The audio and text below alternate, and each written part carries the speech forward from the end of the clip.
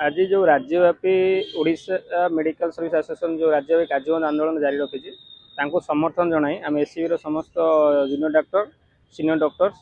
आम कला बैच पिंधि आज कार्यबंद एससीबी पाखापाखि 1000 ऊर्ध्व डाक्तर इसमें सामिल होती ओमसार जहाँ दाबी अच्छी जमी आमर डीएससीपी केन्द्रीय हार में डीएससीपी प्रदान करवा लेवल 15 को उच्छेद करवा जमी अन्य क्लास 1 ऑफिसर मैंने जहाँ सब सुविधा पाँच डॉक्टर मान प्रदान करवा आम केबीके एरिया जो डाक्टर मैंने रेगुलर सर्विस जोगेन रेगुलर इंटरवाल ट्रांसपेरेंट वे रे ट्रांसफर पॉलिसी करवा डाक्टर मान हेल्थ इंश्योरेंस प्रदान करवा और प्रति वर्ष रेगुलर इंटरवाल डाक्तर मान निजुक्ति देवा जहाँद्वारा ग्रामांचल डाक्तर सब जगह प्रेजेंट रही पारे और आम ओडिशावासी को सेवा निरंतर जोगे पारे। देखो ये दाबी हूँ दीर्घ दिन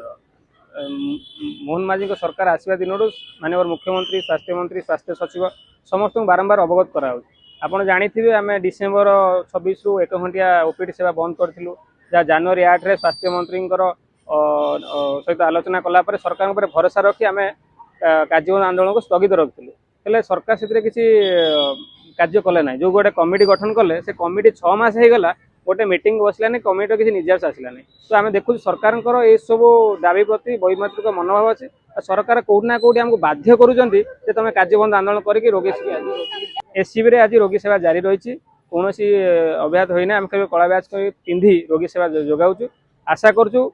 माननीय मुख्यमंत्री आज जातीय डाक्तर दिवस उपलक्षे निश्चय सब दाबी घोषणा करेंगे जदि न करती ओमसार कौन